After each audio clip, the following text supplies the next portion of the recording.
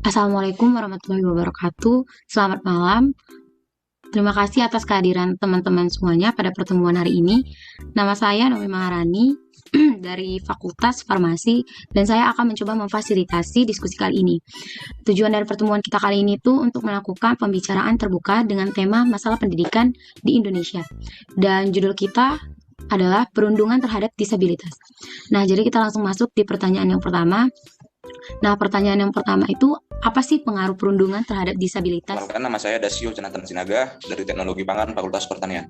Menurut saya, di Indonesia sendiri kasus pengaruh perundungan terhadap disabilitas sering terjadi terutama pada bidang pendidikan yang menyebabkan penyandang disabilitas merasakan diasingkan dan dibedakan karena bullying oleh anak non-disabilitas yang membuat mereka merasa tidak memiliki hak. Menambahkan teman-teman, saya Renita Kristin Pardede dari Fakultas MIPA.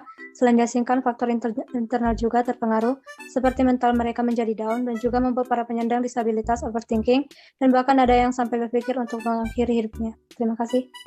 Sedikit menambahkan juga teman-teman, perkenalkan nama saya Ahmad Syah Angkat dari Fakultas Pertanian. Saya ingin menambahi pada bagian overthinking yang disampaikan oleh Renita. Mereka juga akan sulit berkomunikasi atau bersosial kepada masyarakat umum dikarenakan mereka merasa berbeda satu sama lain. Menambahkan juga, sebelum perkenalkan, nama saya Adinda Mutia Rahma dari Fisip. Menurut saya pengaruhnya itu sudah pasti akan berdampak ke psikis korban, yang korban itu akan merasakan takut, tidak nyaman, dan bahkan trauma. Terima kasih. Izin menambahkan sedikit. Sebelumnya saya Angelina Surialiama dari Fakultas Fisip. Nah, kalau menurut saya pengaruh dari perundungan atau bullying ini terhadap penyandang disabilitas itu biasanya para penyandang disabilitas membatasi dirinya terhadap lingkungan masyarakat, atau mereka merasa tidak nyaman jika berada di dalam lingkungan masyarakat yang luas.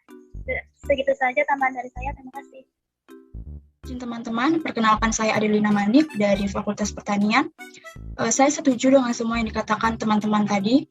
Kalau boleh saya simpulkan sedikit, dampak psikologis dari perundungan bisa seperti mudah depresi, marah, timbul perasaan gelisah, cemas, menyakiti diri sendiri, dan percobaan bunuh diri hingga bunuh diri. Adapun dampak sosialnya yaitu dapat menarik diri dan kehilangan kepercayaan diri, serta lebih agresif kepada lingkungan sekitarnya seperti teman dan juga keluarga. Terima kasih ya atas jawaban dari teman-teman. Sobat basa-basi lagi, kita langsung masuk pertanyaan kedua ya. Apa sih penyebab terjadinya perundungan? Izin menjawab, saya Keisha Rade Balkis dari Fakultas MIPA. Menurut saya, perundungan terjadi berdasarkan apa yang mereka alami ataupun yang mereka lihat sehingga timbul dorongan untuk melakukannya. Perundungan juga dapat terjadi dikarenakan pelaku merasa dirinya memiliki kekuasaan, kelebihan, dan kekuatan akan mereka yang dianggap lemah. Izin menambahkan, sebelumnya perkenalkan, nama saya Otaria Ginting dari Fakultas Pertanian. Seseorang itu melakukan perundungan itu bisa dikarenakan dia sering melihat orang-orang di dalam rumahnya itu melakukan pertengkaran, atau bahkan dia sendiri mendapat kekerasan di dalam rumah. Jadi dia melampiaskan rasa kesalnya ataupun apapun perasaannya kepada orang-orang dengan melakukan perundungan. Atau misalnya orang-orang di rumahnya atau kedua orang tuanya jarang pulang, jadi dia merasa kurang mendapat perhatian. Jadi dengan merundung orang-orang dia akan lebih mendapat perhatian. Atau seorang juga bisa melakukan perundungan karena dia merasa kurang percaya diri. Jadi untuk menutupi rasa kekurangannya, dia melakukan perundungan kepada orang-orang yang memiliki kelebihan yang tidak dimilikinya. Sekian, terima kasih. Teman-teman menambahkan, kalau menurut saya penyebab perundungan disabilitas yaitu karena faktor ketidaksukaan atau hanya karena ingin mencari popularitas. Pelaku melakukan itu untuk meningkatkan popularitas dan dia merasakan kepuasan atas tindakannya itu, dan setelah melakukan itu pelaku merasa paling berkuasa karena hal itu. Terima kasih. Izin menambahkan, saya masih Tawawan Nirwana Hasibuan dari Fakultas Pertanian. Sepertinya semua mengatakan soal penyebab perundungan dari sisi sang pembuli ataupun agresor ya. Kalau aku lihat sebabnya dari sisi para korban, seperti penampilan fisik. Seseorang yang memiliki penampilan fisik berbeda dari orang lain bisa saja menjadi target bullying. Para penindas akan mengejek, mengintimidasi, hingga mengancam penampilan anak tersebut. Dan selanjutnya ialah terus ada senioritas. Kalau berhubungan dengan pernyataan Dasio tentang maraknya pembulian, terutama di lingkungan pendidikan ya, di sekolah sering terjadi tradisi senioritas selama beberapa generasi ke generasi. Tradisi ini menyebabkan korban merasa terintimidasi dan juga mendapat kekerasan. Sekian dan terima kasih. Saya menambahkan sedikit dari pendapat Mas Ito. Sebelumnya saya perkenalkan diri dulu, saya Justin Bintan dari Fakultas Fisip. Ingin menambahkan, kalau di dalam dunia pendidikan itu, bukan hanya senioritas saja yang bisa menyebabkan perundungan atau pembulian. Kadang teman sebaya pun bisa menjerumuskan kawannya, baik itu alasannya segi kecemburuan ataupun karena egonya sendiri. Terima kasih ya teman-teman sudah memberikan pendapatnya tentang penyebab terjadinya perundungan. Nah, kita lanjut ke pertanyaan terakhir, yaitu bagaimana sih cara mengatasi perundungan? Apakah ada yang ingin memberikan pendapat? Izin, saya Tintin Rubasana Silalahi dari FISIP. Sedikit dari saya, menurut saya kita harus mulai dari dasar atau lingkungan yang terkecil, yaitu seperti keluarga.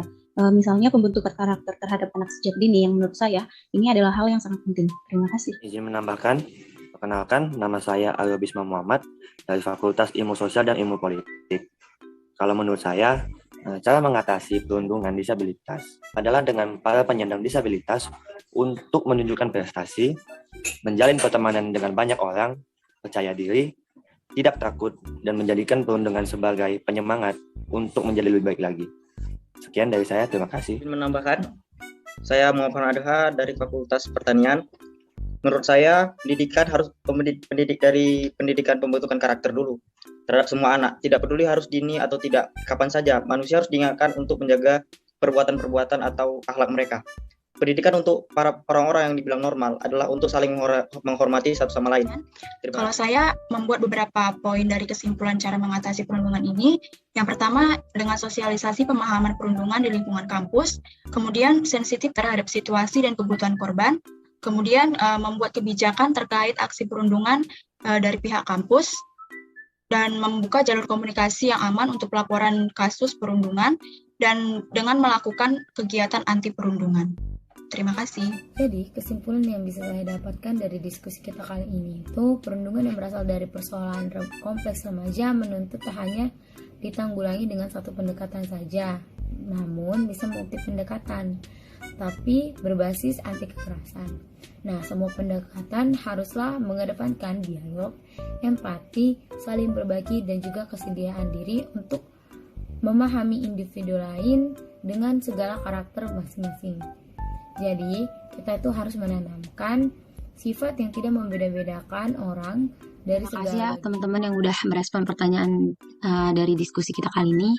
Kita akhiri diskusi kita hari ini. Terima kasih. Selamat malam. Assalamualaikum.